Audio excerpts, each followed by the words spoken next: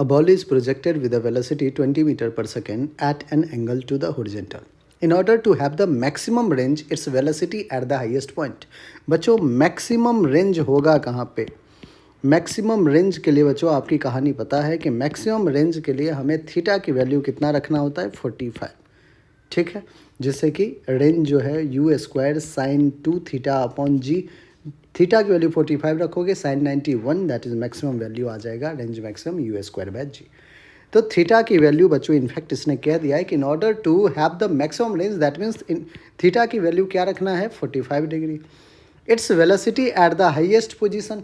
अब at highest position बच्चों ध्यान समझिएगा, at highest position y component of velocity will be 0। y component या फिर वर्टिकल कंपोनेंट ऑफ वेलोसिटी क्या हो जाएगा? 0 हो जाएगा। Only horizontal component, only x component या फिर horizontal component of velocity will be there.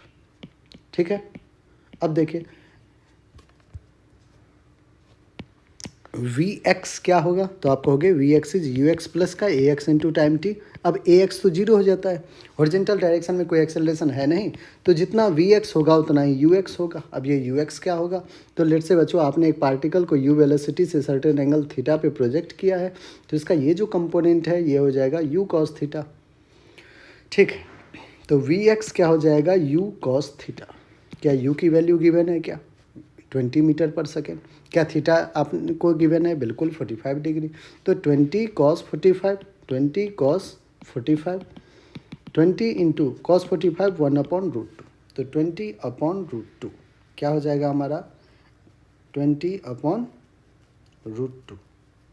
ठीक है, ये आ जाएगा आपका हॉरिजॉन्टल कंपोनेंट ऑफ वेलोसिटी। क्यों? क्योंकि वर्टिकल कंपोनेंट तो 0 ही होगा मैक्सिमम हाइट पे। तो 20 डिवाइडेड बाय बच्चों √2 कट लेते हैं, आपको 14.14 मीटर पर सेकेंड आया। अब एक बार देख लेते हैं कौन सा ऑप्शन है 14.14। एक ही ऑप्शन है हमारा, बी ऑप्शन, और बी ही बिल्कुल करेक्ट आंसर है। आई होप बच्चों आपको